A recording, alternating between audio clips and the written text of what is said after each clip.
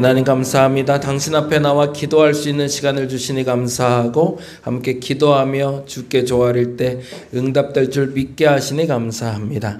하나님, 우리 각 가정에 대소사를 놓고 기도합니다. 주께서 친히 만지시고 채우시고 함께하여 주옵소서. 무엇보다 멀리 캐나다에 가 있는 우리 김민재 권사님 위해서 기도합니다. 출국한 가정에 새로운 계획들을 주께서 세워가 주시고 주께서 이루어 주시옵소서.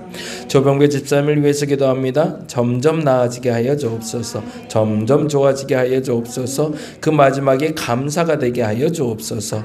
우리나라와 보라를 위해서 기도합니다. 특별히 산모와 아이의 건강을 지켜주시고 더욱더 지혜롭게 엄마가 되어가는 과정일진데 몸은 힘들고 어렵지만 하나님 그 마음은 기쁨으로 가득 채워주옵시고 무엇보다 아이가 이 땅에 자라나는 모든 환경을 주께서 주장하여 주옵소서. 보라의 친구 되는 소연이의 엄마를 위해서 기도합니다. 하나님, 큰 일을 당해 지금 사고 중에 기도하는데 우리의 의지로 우리의 생각으로 우리의 판단으로 할 수 없사오니 하나님 강권적으로 역사하여 주시옵소서. 김영균 집사님과 함께하여 주시옵소서. 이제 7월 4일 검사 후에 벌써 6개월 정도 후에는 다시금 검사를 받아야 되는데 좋은 결과 주께서 허락하여 주시고 회복의 역사도 허락하여 주시옵소서. 우리 조성덕 권사님과 민지를 위해서 기도합니다. 출근길이 가볍게 하여 주옵시고 우리 민지가 더 이상 그 어떤 병으로도 걱정할 일이나 근심할 일 없게 하여 주시옵소서.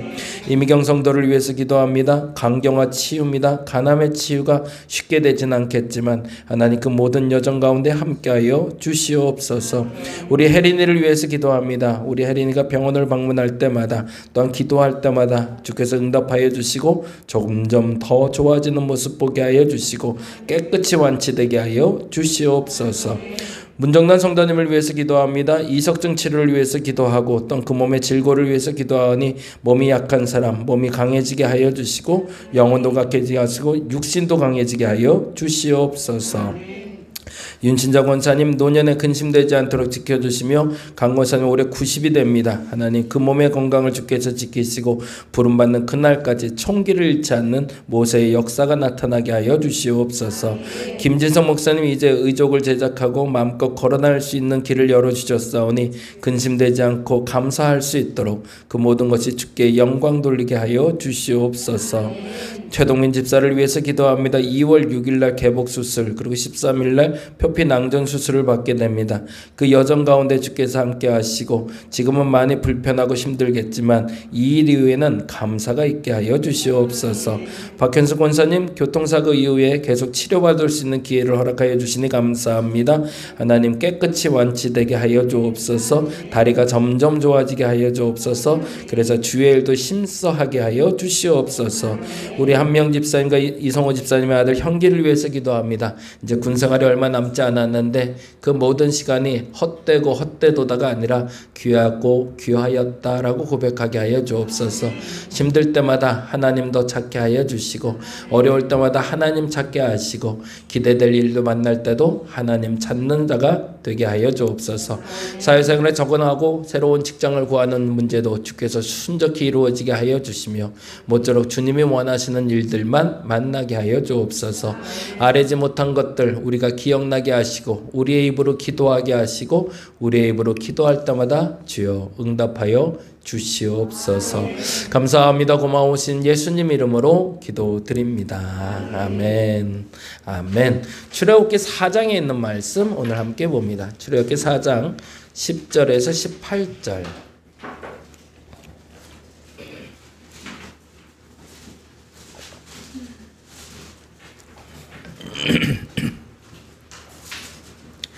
출애굽기 4장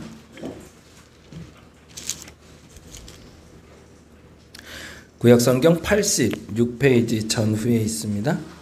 출애굽기 4장 10절에서 18절까지 우리 같이 한 목소리로 천천히 읽도록 하겠습니다. 모세가 여호와께 아뢰되 오 주여 나는 본래 말을 잘하지 못하는 자니이다. 주께서 주의 종에게 명령하신 후에도 역시 그러하니 나는 입이 뻣뻣하고 혀가 둔한 자니이다. 여호와께서 그에게 이르시되 누가 사람의 입을 지었느냐 누가 말 못하는 자나 못 듣는 자나 눈 밝은 자나 맹인이 되게 하였느냐 이제 가라. 내가 내 입과 할 말을 가르치리라. 모세가 이르되 오 주여 본할 만한 자를 여호와께서 모세를 향하여 노하여 이르시되 내 형 아론이 있지 아니하냐. 그가 말 잘하는 것을 내가 아노라. 그가 너를 만나러 나오나니 그가 너를 볼 때에 그의 마음에 기쁨이 있을 것이라. 너는 그에게 말하고 그의 입에 할 말을 주라. 내가 내 입과 그의 입에 함께 있어서 너희들이 행할 일을 가르치리라. 그가 너를 대신하여 백성에게 말할 것이니 그는 내 입을 대신할 것이요 너는 그에게 하나님같이 되리라. 너는 이 지팡이를 손에 잡고 이것으로 이적을 행할지니라. 모세가 그의 장인 이드로에게 돌아가서 그에게 이르되 내가 애굽에 있는 내 형제들에게로 돌아가서 그들이 아직 살아있는지 알아보려 하오니 나로 가게 하소서. 이드로가 모세에게 평안히 가라 하니라. 아멘. 아멘. 오늘은 그릇된 믿음이라는 제목으로 같이 좀 말씀 나눠보려고 합니다. 태도 시리즈 계속하고 있어요. 태도에 대해서 어떤 태도로 살아가야 될지 우리 한번 점검해보는 시간 가졌으면 좋겠습니다. 믿음에도 종류가 있다라고 생각을 했어요. 믿음에 두 가지 종류가 있네요. 제가 생각하는 믿음의 두 가지 종류는 이렇습니다. 열심을 포함한 믿음이 있고 열심을 잃게 하는 믿음이 있는 것 같아요. 열심을 도와주는 믿음은 우리에게 무엇인가를 하고 싶게 만들고 그 일을 성취하게 만들죠. 근데 그 믿음이 잘못되면 그 열심 때문에 화가 오는 거고, 그런데 만일에 그 믿음이 바른 믿음이라면 그 열심이 보태져서 이득을 갖고 오게 되겠죠. 지금 법원까지 가서 그 열심을 내신 분들은 잘못된 믿음이죠. 말도 안 되는 믿음인데 그 믿음을 그것도 믿음이라고 말할 수 있는 거죠. 그래서 열심 있는 믿음은 두 가지가 있는 것 같아요. 정말 바른 믿음을 통해서. 근데 분명한 건 그 믿음이 본질이 돼서 믿음과 열심이 더해지면 반드시 결과는 나온다는 거죠. 그게 좋은 결과가 나오게 하고 나쁘게 하는 기준은 사실은 열심에 있는 것이 아니라 내가 무엇을 믿는가에 대해서. 그래서 그리스도인들이 바른 믿음을 갖지 못한다면 얼마나 무서운 일이 벌어질 수 있는지를 사실은 우리는 지금 눈으로 보고 있습니다. 여러분 믿음도 점검해야 되는 거죠. 설마 나는 그 정도는 아닌데 라고 생각하는데요. 한번 곰곰이 생각해 봐야 되는 거죠. 나는 믿음이 있는가라는 전제. 근데 그 믿음이 나의 열심의 원동력이 될 텐데 그러면 그렇게 해서 갈아지는 밭에서 나는 열매가 어떤 열매일까? 나는 죽어라 열심히 했는데 가다 보니까 지옥이더라. 이러면 너무 억울한 거잖아요. 근데 안타깝게도 그리로 향하는 분들을 보고 있으니까 우리가 그게 너무 속상한 거죠. 그래서 사실은 열심을 포함한 믿음을 갖되 바른 믿음을 갖는 게 제일 중요하고요. 근데 더 안타까운 건 열심을 잃게 하는 믿음도 있더라는 거죠. 이런 믿음이 바로 오늘 말하는 모세의 믿음인데요. 안 된다는 굳건한 믿음입니다. 그건 안 돼. 입에 달고 사시는 분들이 있어요. 뭘 말만 하면 그건 안 돼. 그건 못 해. 그걸 왜 해? 이렇게 말하시는 분들이 있어요. 어떤 믿음이 확고한 거죠? 안 된다는 믿음이 확고해요. 그래서 안전장치가 될 수도 있어요. 이분들은 큰 일이나 도전하는 일이나 새로운 일은 절대 안 합니다. 왜? 안 되는 건데 왜 해요? 당연한 것만 하는 거죠. 그리고 뻔한 것만 하죠.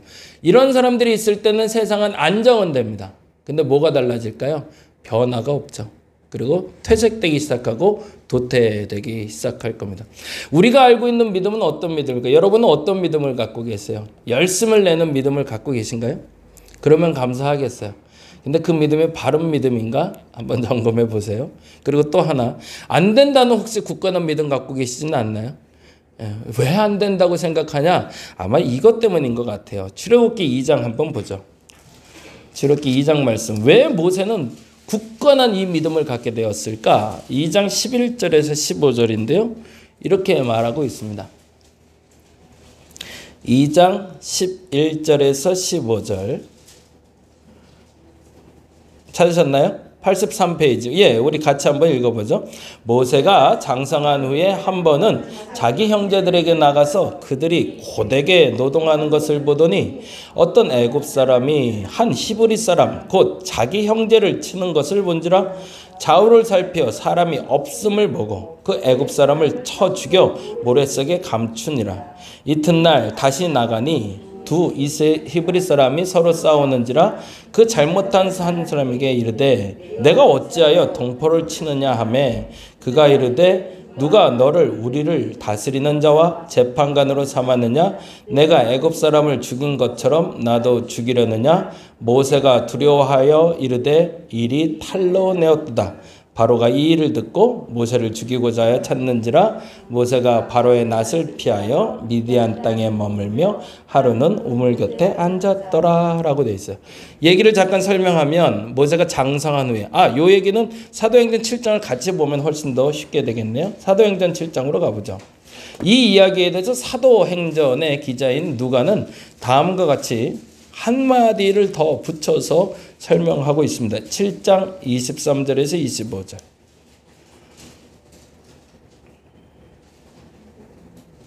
같이 한번 읽어볼까요? 23절 197페이지 전후에 있습니다. 같이 읽어봅니다.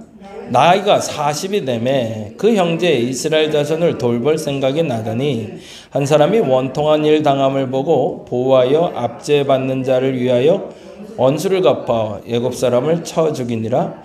그는 그의 형제들이 하나님께서 자기의 손을 통하여 구원해 주시는 것을 깨달으라고 생각하였으나 그들이 깨닫지 못하였더라. 모세가 왕자로 살고 있다가 나이 40이 되었을 때 주변을 순회하며 돌게 됐었던 것 같아요. 아마 정탐 이런 게 아니라 그냥 순회하면서 사람들이 어떻게 지내는지를 보는 거겠죠. 근데 모세의 입장에서도 본인이 애굽 사람이 아닌 걸 알고 있었다가 오늘 밝혀지는 거죠. 본인은 애굽 사람이라 생각하지 않았고 형제, 그냥 시브리 사람이라는 걸 알고 있었어요. 근데 어느 날 보니까 애굽 사람이 너무 괴롭히는 거죠. 그래서 분노한 나머지 모세가 돌로 쳐서 죽였는지 주먹으로 쳐서 죽였는지 몰라도 결국에 애굽 사람 하나를 죽였다는 거죠. 그러자 그 죽이는 사건 때문에 사실은 소문이 나기 시작한 거죠. 모세 생각엔 그리고 돌아가면 어떤 생각을 했을까요? 잘했다 생각했죠. 왜? 공의로운 일을 했으니까. 그렇죠? 지금 괴롭히는 악자를 약자의 손에서 건져낼 수 있도록 해서 죽여버렸으니까 나는 잘한 거죠. 그래서 잘한 줄 알고 왔는데 다음날 소문이 엉뚱하게 퍼지는 거죠. 저자가 사람을 죽였다라고. 그러고 나서 어느 날 히브리 형제들의 다툼을 보고 가서 너희들은 왜 형제끼리 다투냐라고 말했더니 거기서 하는 말이 우리도 죽이려고 그래? 라고 얘기했다는 거예요. 그럼 뭐만 남은 거죠? 애굽 사람을 죽였다, 히브리 사람을 죽였다, 공의롭다, 정의롭다는 다 빠지고 뭐만 남아있는 거예요? 사람을 죽인 사람. 이렇게 결론이 난 거죠. 사실은 이 사건이 결정적인 원인이 돼서 모세가 모든 것이 안 된다는 믿음을 갖게 됩니다. 첫째는 이것 때문입니다. 같이 읽어볼까요? 결과가 내 마음대로 되지 않았다. 우리가 믿음을 잃게 되는 가장 큰 이유, 더 정확히 말하면 열심을 잃게 되는 믿음을 갖게 되는 거예요. 믿음을 잃는 것이 아니라 열심을 잃어버린 믿음을 갖는 겁니다. 그러니까 믿음이 아예 없는 사람은 없는 거죠.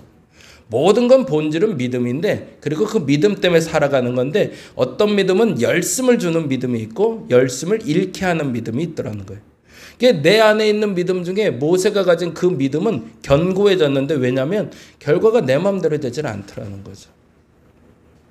열심히 돈을 벌려고 하는데 돈이 안 벌어지면 돈 버는 일을 포기하게 되는 거죠. 기도를 열심히 했는데 하나님의 응답이 없으면 기도를 멈추게 되죠. 왜 그렇죠? 결과가 내 마음대로 안 됐기 때문에. 그러면 우리는 다시 물어야 되는 거예요. 내가 기도했는데 하나님의 응답하지 않았다라고 말할 때 그래서 난 믿음을 잃었다면 그 결과는 누가 원했던 결과예요? 내가 원했던 결과인 거죠. 사실은 그렇게 해서 대부분 믿음을 잃어버리는 것이 아니라 열심이 없는 믿음으로 만들어버리는 거죠. 또 하나 이런 경우가 있습니다. 둘째 읽어볼까요? 세상이 나를 알아주지 않는다. 결과는 냈는데 그 결과에 대해서 아무도 나를 칭찬을 안 해줘요. 그게 오늘 본문의 7장 25절 말씀이었죠. 사도행전 7장 25절 같이 읽어볼까요? 그는 그의 형제들이 하나님께서 자기의 손을 통하여 구원해 주시는 것을 깨달으라고. 내가 이쯤까지 노력했는데 내가 사람을 죽이면서까지 너희를 구원할 걸 이렇게 보여줬으면 와 드디어 모세가 움직인다. 우리가 살았다. 할 수 있다. 라고 얘기해 주길 원했는데 그 말은커녕 너 나도 죽이려고 그래? 라고 달려드니 이건 아니네 라고 해서 모세가 믿음이 없어진 것이 아니라 열심이 없는 믿음으로 변모되기 시작했던 거죠. 그래서 사실은 오늘 이 말씀은 묵상하면서 그 생각했어요. 이번에 법원 간 분들한테 이렇게 해야겠다. 첫째는 여기 말한 것처럼 결과가 내 마음대로 안 되게 해야 된다. 계속 그들이 원하는 결과가 계속 안 나오기 시작하면 그들의 열심이 사라지겠죠. 그리고 또 하나 이게 중요하더라고요. 그 와중에 그렇게 핸드폰들 들고 다니더라고요. 그 방송하느라고. 유튜브 방송한다고 다 들고 다니더라고요. 혹 어떤 유튜버라고 하는 사람은 그러더라고요. 그거 꺼라. 왜? 그러다가 얼굴이 다 밝혀서 다 접혀가 그러면서 막 소리 지르고 다니더라고요. 아무도 그들이 하는 일에 대해서 반응해 주지 않으면 사그라들 수 있는 사람들이라는 겁니다. 그들의 대부분은 사실은 어떤 공의, 나라를 구하려는 목적보다 자기를 드러내고자 하는 게 더 강렬하다는 거죠. 그러니까 그 와중에 그 담을 넘고 그 유리창을 넘어가면서도 핸드폰 들고 다니면서 다 찍고 있는 모습을 보면서 저거 한해줘야 되겠구나. 그냥 모른 척 해주는 사람들이 필요하겠구나 라는 생각을 했습니다. 때때로 근데 교회 안에서도 이렇게 하는 법들이 있어요. 나름대로 열심을 내려고 하는데 그럴 땐 뭐 해줘야 되는가요? 알아줘야 돼요. 청소 한 번도 안 하던 사람이 갑자기 청소하기 시작하면 마구잡이를 칭찬해줘야 돼요. 그래야 내가 잘한 줄 알고 한 번이라도 더 움직이는 거고요. 예배 드릴 때도 마찬가지, 기도할 때도 마찬가지, 뭔가 조금 태도가 변했을 때 칭찬의 심이 강력한 영향력을 나타내겠죠. 세상이 나를 알아주지 않기 시작하면 그때부터 시들기 시작합니다. 예를 들어 찬송할 때 막 박수 치는데 나 혼자 딱 쳤어요. 아무도 안 쳤어요. 그러면 두 번 다시 치기 싫죠. 눈치 보이고. 그런 경우들을 우리가 발생시킬 수 있다는 거죠. 근데 중요한 건 이건 믿음이 없는 게 아니라 열심이 없는 믿음을 만드는 거라는 겁니다. 이게 사단의 방법이 그것이라고 생각이 들었습니다. 사단은요, 우리가 믿음으로 산다는 걸 알아요. 근데 그 믿음에 뭐를 빼버리는 거죠? 열심을 빼버리는 거예요. 아니면 잘못된 믿음을 갖게 하는 방법으로. 그런데 나는 믿음을 갖고 있다고 생각하고 있는 거죠. 근데 정작 그 믿음은 나를 살리는 믿음이 아니라 나를 죽이는 믿음인 거죠. 한번 여러분 점검해 보시기 바랍니다. 나는 바른 믿음으로 지금 세워져 있는가? 그래서 믿음을 어떻게 세우냐가 너무 중요합니다. 그리고 그 믿음이 바르다면 열심까지 내야 되는 거죠. 근데 만일에 내가 열심을 잃게 된다면 그건 내가 이 상황 핑계를 대고 있지만 실상은 사단이 나를 유혹하고 있음을 여러분이 알고 있어야 된다는 겁니다. 그랬던 모세를 다음과 같은 방법을 하나님 부르십니다. 크게 네 가지 방법이 나오는데요. 출애굽기로 다시 넘어가 보죠. 아무리 지쳐있고 할 수 없다 말하는 사람도 하나님이 오셔서 다음과 같이 이야기하십니다. 그때 여러분이 반응해 주시기 바랍니다. 순서는 그렇게 되지만 각 사람들에게 나타나는 하나님의 방식이 그대로 드러나고 있습니다. 3장 6절에서 10절 볼까요? 그러니까 열심을 잃은 믿음을 깨우는 하나님의 방법입니다.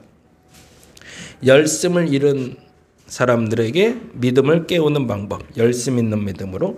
3장 6절에서 10절 같이 한번 읽어볼까요? 읽겠습니다. 또 이르시되 나는 내 조상의 하나님이니 아브라함의 하나님, 이삭의 하나님, 야곱의 하나님이라. 모세가 하나님 배웠기를 두려워하여 얼굴을 가리매 여호와께서 이르시되 내가 애굽에 있는 내 백성의 고통을 분명히 보고 그들의 감독자로 말미암아 부르짖음을 듣고 그 근심을 알고 내가 내려가서 그들의 애굽의 손에서 건져내고 그들을 그 땅에서 인도하여 아름답고 광대한 땅, 젖과 꿀이 흐르는 땅, 곧 가나안 족속, 헷 족속, 아모리 족속, 브리스 족속, 시위 족속, 여보스 족속의 지방으로 데려가느라 하노라. 이제 가라. 이스라엘 자손의 부르짖음이 내게 달하고 애굽 사람이 그들을 괴롭히는 학대도 내가 보았노니 이제 내가 너를 바로에게 보내어 너에게 내 백성 이스라엘 자손을 애굽에서 인도하여 내게 하리라. 아멘. 첫 번째 방법은 뭘까요? 말씀으로 부르시는 겁니다. 근데 말씀은요, 본인이 깨달을 수 있는 말씀으로 전달해 주시겠죠. 사실은 나는 알지도 못하는 말씀으로 얘기하면 답답하고 뭔 말인지 모르겠어. 근데 오늘 본문에는 분명히 이렇게 얘기합니다. 7절에 보니까 여호와께서 이르시되 내가 애굽에 있는 내 백성의 고통을 분명히 보고라는 표현이 나와요. 그리고 그들의 감독자로 말미암아 부르짖음을 듣고라는 말이 나옵니다. 이 말과 또 하나 9절과 10절 이제 가라 이스라엘 자손의 부르짖음이 내게 달하고 애굽 사람이 그들의 괴롭히는 학대도 내가 보았느니라고. 40년 전에 모세가 한 일을 그대로 상기시켜주는 거죠. 네가 그때 그걸 포기하고 나왔지만 그 일이 이제 시작될 거라고 말씀해 주시는 거죠. 그건 무슨 말일까요? 너의 그때 그 행동은 잘못된 믿음의 열심이 아니었어 라고 일깨워 주시는 거죠. 때때로 우리에게 하나님이 말씀하실 때 우리가 알아들을 수 있는 말씀으로 하나님 들려주실 겁니다. 그때 여러분 반응하시기 바랍니다. 때로는 그 말씀을 듣는 방법은 성경을 읽다가 듣기도 할 거고요. 때로는 기도하다 들리기도 하겠죠. 분명한 건 하나님은 그 말씀으로 여러분을 부르시는데 그 말씀은 여러분이 깨달을 수 있는 말씀으로 전달해 주실 겁니다. 만일에 누군가가 말해줘서 억지로 짜맞춘 말씀이라면 그 말씀엔 움직이지 마시기 바랍니다. 그렇게 깨달아진 말씀이 여러분을 이끄는 말씀이 아니기 때문입니다. 두 번째 4장 1절에서 8절인데요. 같이 한번 볼까요? 4장 1절에서 8절. 4장 1절 같이 한번 읽어봅니다. 모세가 대답하여 이르되 그러나 그들이 나를 믿지 아니하며 내 말을 듣지 아니하고 이르기를 여호와께서 내게 나타나지 아니하셨다 하리이다. 그렇게 말할 수도 있겠죠. 말씀으로 이야기하면 나는 들었는데 남들은 못 봤잖아요. 하나님 그거 안 돼요. 내가 해봤는데 내가 하나님 말씀 듣고 40세 때 사람 하나 죽여봤는데 아무도 몰라요. 왜? 당신이 그들에게 나타나줘야지 그들이 알지 나에게만 나타나고 그건 안 되는 거예요 라고 얘기하자 8절 이렇게 얘기하죠. 8절 읽어볼까요? 여호와께서 이르실 때 만일 그들이 너를 믿지 아니하며 그 처음 표적의 표징을 받지 않아도 나중 표적의 표징은 믿으리라 라고 얘기하네. 무슨 얘기죠? 여기 써 있는 데를 너무 이제 시간이 많이 갈까 봐 잠깐만 설명하면 지팡이가 뱀이 되는 것을 실제로 보여주세요. 그리고 문둥병이 걸렸던 낫는 장면을 보여주세요. 뭐 하는 거죠? 남들에게 보여줄 수 있는 말씀, 이적으로 이야기하고 계신 거죠. 그리고 상황으로 보여줄 거라는 겁니다. 우리에게 하나님이 말씀하시는 방법, 그리고 열심 없는 사람들을 열심 내게 하는 방법으로 하나님 하시는 건 사실은 가장 보편적인 건 주일날 초대하는 겁니다. 왜? 그리고 하나님의 말씀을 듣게 하는 거죠. 그리고 그 말씀을 듣고 그 말씀이 깨달아진 사람이 그대로 살게 만드는 게 가장 보편적이고 가장 정확한 방법입니다. 근데 그렇지 않은 경우에는 뭐죠? 때로는 이적이 나타나기도 한다는 거죠. 때로는 사고가 나기도 하는 거고요. 사건이 일어나기도 합니다. 그리고 그 사건을 통해서 하나님의 살아계심을 알고 움직이게 만들어 주신다는 거죠. 지금 계속 말씀드리는 기본은 잃지 마시기 바랍니다. 믿음은 있는 겁니다. 믿음이 없는 사람을 움직이는 방법이 아니에요. 믿음은 있는데 열심을 잃어버린 사람을 움직이게 하기 위해서 하나님은 지금도 말씀하고 계시고 그리고 또 하나 이적과 경험으로 우리에게 찾아오신다는 겁니다. 세 번째, 그도 안 됐을 때 쓰는 방법인데 4장 10절에서 12절 같이 읽어볼까요? 모세가 여호와께 아뢰되 오 주여 나는 본래 말을 잘하지 못하는 자니이다. 주께서 주의 종에게 명령하신 후에도 역시 그러하니 나는 입이 뻣뻣하고 혀가 둔한 자이다. 그러니까 주께서 뭐라고 그러시죠? 여호와께서 그에게 이르실 때 누가 사람의 입을 지었느냐? 누가 말 못하는 자나 눈 밝은 자나 왜 이렇게 안 익혀져? 맹인이 되게 하였느냐? 나 여호와가 아니냐? 이제 가라. 내가 내 입과 함께 있어서 할 말을 가르치라. 13절 14절도 읽어보죠. 모세가 이르되 오 주여 보낼 만한 자를 보내셔서 여호와께서 모세에게 향하여 노하여 이르시되 레위 사람 내 형 아론이 있지 아니냐. 거기다 줄쳐놓죠. 레위 사람 내 형 아론이 있지 않냐. 사실은 이 또한 보편적인 방법 중에 하나입니다. 협력자를 붙여주시는 거죠.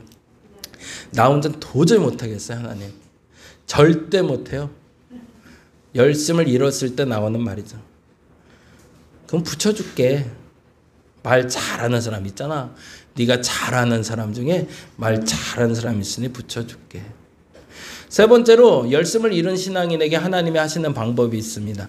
열심이 있는 사람을 붙여주시는 거죠. 그리고 그 사람 때문에 움직일 수 있는 원동력이 되게 하십니다. 만일에 여러분이 그 열심을 잃었다면 이 세 가지를 놓고 기도해 주시면 좋겠어요. 여러분에게 믿음이 없는 게 아니라 열심을 잃은 믿음을 갖게 됐기 때문에. 그래서 그 믿음을 가질 수 있도록 뭐 하라는 거죠? 말씀의 자리로 찾아오시면 되고, 아니면 상황을 통해서 말씀하신 하나님의 음성을 듣거나 내게 사람을 붙여달라고 기도하시기 바랍니다. 기도 안 될 때 일어난 일이 이입니다. 14절부터 보죠. 14절부터 같이 한번 읽어봅니다.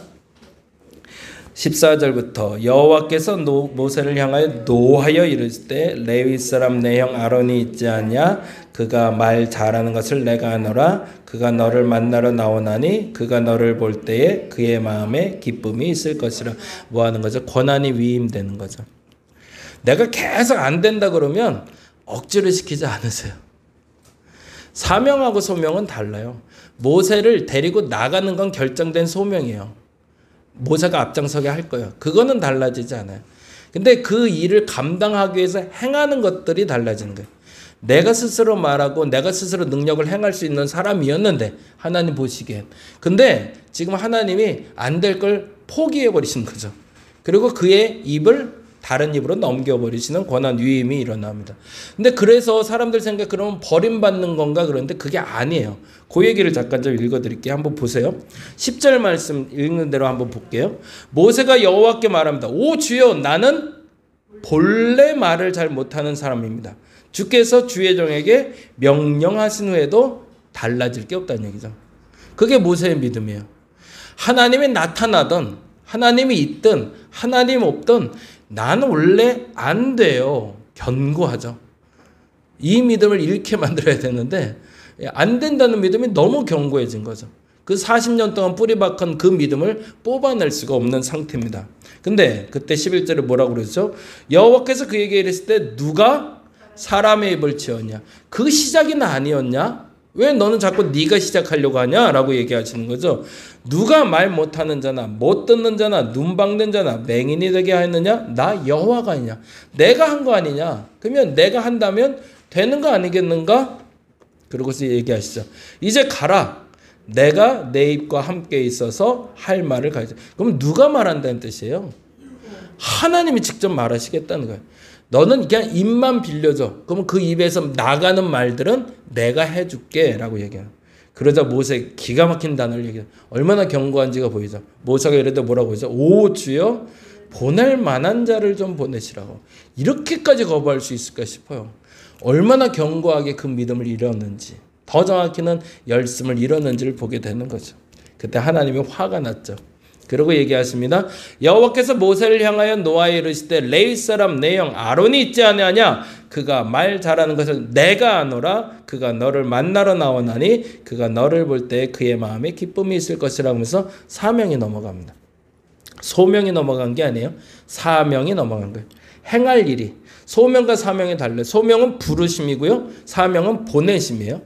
하나님이 보내는 방법이 달라진 거예요. 그러니까 방법을 달리한 거지 본질을 달리한 게 아니라는 얘기입니다.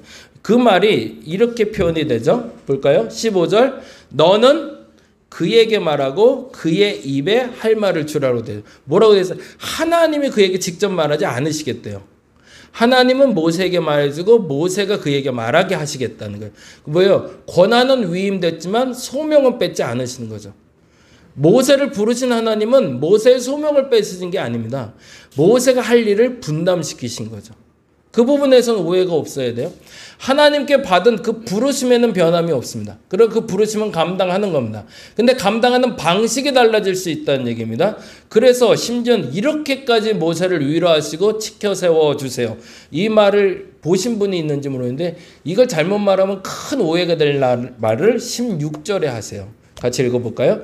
그가 너를 대신하여 백성에게 말할 것이니 그는 내 입을 대신할 것이니 너는 그에게 하나님처럼 될 거래요. 이런 하나님이 잘못된 말도 하셨어요. 그건 뭐예요? 너 나처럼 여겨줄 거야. 걱정 말라는 거죠. 내가 너를 그렇게까지 위하고 너를 부른 이유는 내가 너를 그 위치까지 들어가는 것처럼 보이게 할 테니까 뭐 하지 말라는 거예요? 염려하지 말라는 거죠. 걱정하지 말고 앞으로 가기만 하면 돼. 그러면 알아서 누가 하신다는 거예요? 하나님이 하신다는 거예요. 그래서 17절에 이렇게 얘기하죠. 너는 이 지팡이를 손에 잡고 이것으로 이적을 행할지니라 라고 이야기하십니다. 그러면 모세가 알아들어야죠. 근데 이 견고한 믿음이 그렇게 쉽게 무너지지 않는다는 거예요. 한 번 더 핑계를 댑니다. 그 핑계를 어디서 대냐면 여기서 돼요. 18절 읽어볼까요? 모세가 그의 장인 이드로에게 돌아가서 그에게 이르되 내가 애굽에 있는 내 형제들에게로 돌아가서 그들이 아직 살아있는지 알아보려 하오노니 나로 가게. 뭐 하라고 그랬는데요? 출애굽하라고 부른 건데 분명 그렇게까지 다 얘기해 주셨는데 구원해 줄 거라고. 근데 모세는 뭐라고 하죠? 죽었는지 살았는지 보고 올게요 라고 얘기해요. 그 믿음이 아직도 형성되지 않은 거죠. 억지 춘향으로 직접 고삐에 물려서 쫓아가는 형국이에요. 근데 이드로가 뭐라고 얘기하죠? 모세에게 평안히 가라 라고 얘기해. 만일에 이때 이드로가 또 막았으면 그렇지, 안 가는 게 맞지. 내 나이에 가봐야 다 죽었을 텐데 뭘 가. 안 가도 되지. 그 하나님 또 틀린 거야 라고 이야기하고 싶은 핑계를 만들고 싶었던 거죠. 결국에 그러면 그를 움직인 믿음은 뭘까요? 두 가지 한번 찾아보고 이거는 찾고 마무리하겠습니다. 출애굽기 2장 25절입니다. 같이 한번 읽어보죠. 2장 25절. 이거는 여러분과 제가 꼭 이렇게 오늘은 기도 제목으로 찾고 갔으면 좋겠습니다. 출애굽기 2장 25절. 네, 같이 읽어보겠습니다. 하나님이 이스라엘 자손을 돌보셨고 하나님이 그들을 기억하셨더라. 첫째는 하나님이 기억하신다는 겁니다. 누구를? 모세를. 하나님이 여러분을 기억하십니다. 언제 일을? 40년 전도, 50년 전에, 100년 전의 일도. 40년 전에 모세가 애굽 사람을 죽인 일도 기억하고 계셨던 그 하나님이, 그리고 모세가 태어날 때 이스라엘 백성들의 부르짖음을 기억하셨던 그 하나님이 지금 여러분도 기억하고 계십니다. 그리고 여러분을 부르셨다면 그 부르심에는 변함이 없다라는 걸 여러분이 잊지 마시기 바랍니다. 분명한 것은 이 땅에 내가 보내심을 받았을 때는 분명한 목적지가 있다는 겁니다. 목적이 있어서 부름을 받았지 내가 그 목적 없이 살라고 부름받은 사람이 아니라는 겁니다. 그런데 우리는 소명을 받았다라고 할 때 그 소명이 무엇인지를 분명히 발견하는 게 너무나 중요하겠죠. 그런데 중요한 건 그 다음이 내 믿음을 잃게 하는데 어떻게 해야 할까잖아요. 그거에 대한 답이 3장 8절에서 10절입니다. 같이 읽어보죠. 3장 8절 10절. 내가 내려가서 그들의 애굽 손에서 건져내고 그들을 그 땅에서 인도하여 아름답고 광대한 땅, 젖과 꿀이 흐르는 땅, 곧 가나안 족속, 헷 족속, 아모리 족속, 브리스 족속, 히위 족속, 여부스 족속의 지방에 데려가노 하느라. 이제 가라. 이스라엘 자손의 부르짖음이 내게 달하고 애굽 사람이 그들을 괴롭히는 학대도 내가 보았으니 이제 내가 너를 바로에게 보내어 너에게 내 백성 이스라엘 자손을 애굽에서 인도하여 내게 하리라. 아멘. 뭐죠? 내가 한다요. 소명은 내가 부르는 거지만 가서 그 부르심에 응답하는 사명 감당하는 일엔 걱정 마라. 다 내가 할 거야 라는 거예요. 다시 한번 보시면서 동그라미를 한번 하면서 가볼게요. 8절에서 10절의 주어가 모세가 아닙니다. 그리고 모세가 듣기에는 허황되고 망상처럼 보여지는 일인데 그 일의 주어는 하나님이십니다. 8절 시작부터 내가죠. 하나님이 내려가신대요. 그들이 애굽선에서 건져내고 그들을 그 땅에서 인도하여 아름답고 광대한 땅, 젖과 꿀이 흐르는 땅 하고 가로하고 들어가 있는 거죠. 왜 들어가 있을까요? 그 땅의 족속들을 내쫓는 것도 누가 한다? 내가 한다는 거예요. 너희들이 하는 게 아니라 내가 할 건데 지켜만 보라는 거죠. 그리고 데려가라 하노라. 9절 이제 가라. 이스라엘 자손의 부르짖음을 내게 달라고. 그 부르짖음을 누가 들었대요? 내가 들었대요. 애굽 사람의 그들을 괴롭힌 학대도 내가 보았대요. 하나님이 기억하셨다는 거죠. 그럼 하나님이 뭘 해야 될지 안다는 거죠. 그리고 10절에 이제 뭐래요? 내가 너를 바로에게 보내리니 너에게 내 백성 이스라엘 자손을 애굽에서 인도하여 내게 하리라. 그러면 너에게라고 해 더 있는 그 부분이 바로 모세의 소명이다. 너는 내 백성을 데리고만 다니면 돼. 데리고 다니는 방법은 누가 할 거야? 내가 할 거야. 여러분이 이 두 가지를 기억하고 오늘 돌아가시면 좋겠습니다. 첫째는 하나님이 여러분을 기억하고 계신다는 겁니다. 여러분이 어떤 상황을 지금 살아오고 있고 내가 잊었던 것까지도 하나님 기억하고 계세요. 분명한 것은 하나님이 나를 부르신 그 시점부터 부르심의 목적을 기억하고 나를 계속 집요하게 말씀하시고 상황으로 보여주시고 사람을 붙여주시고 여러분에게 그 열심 있는 믿음을 회복시키기 위해서 지금도 말씀하고 계시다는 겁니다. 그 소명을 분명히 발견하는 여러분 되시기 바랍니다. 그리고 그 소명을 발견한 후에 어떡하지? 내가 그걸 어떻게 해? 염려 말라는 겁니다. 소명만 분명하다면 그 일을 이루는 분은 하나님이라는 겁니다. 문제는 내게 있는 거죠. 뭐? 믿음은 이때 열심을 잃은 믿음이거나 열심을 가졌을 때 바른 믿음이 아니거나 그 두 가지만 내가 분명하다면 내가 하나님 앞에 쓰임받을 수 있다는 겁니다. 그럼 그 믿음은 뭘까요? 본질적으로 얘기하는 건 내가 무엇으로 부름 받았는지 아는 거죠. 그 부름에 아멘만 할 수 있다면 거기에 열심을 더했을 때 하나님의 일이 성취된다는 겁니다. 안 된다는 믿음을 버리시기 바랍니다. 2025년은 그랬으면 좋겠습니다. 여러분 입속에 달려있는 에이 그건 안 돼. 목사님 그렇게 말하지만 그래도 그건 안 돼요. 뭐 할 말 없어요. 그런데 이렇게 시작했으면 좋겠습니다. 세상이 알아주지 않아도 그러니까 세상 보지 말고 하나님이 기억하시고 하나님이 일하시면 구원은 시작된다. 그게 저와 여러분의 분명한 믿음 되시기 바랍니다. 오늘도 하나님은 움직이실 겁니다. 그리고 그 전에 여러분께 계속 기억나게 하실 겁니다. 그때 내가 부름 받았는데 그때 그거 하기 원하셨는데 그 사인에 이제는 응답하시고 지금까지 응답하지 않았다면 이제는 응답하시고 그냥 그렇게 하나님과 함께 묵묵히 한 걸음씩 앞으로 나가주시기 바랍니다. 그러면 반드시 하나님은 구원을 이루실 겁니다. 기도하겠습니다. 함께 기도하고 돌아가는 시간 가질게요. 제가 기도하고 다 같이 잠시 기도하고 돌아가겠습니다. 하나님 오늘 이 시간 임하여 주옵소서.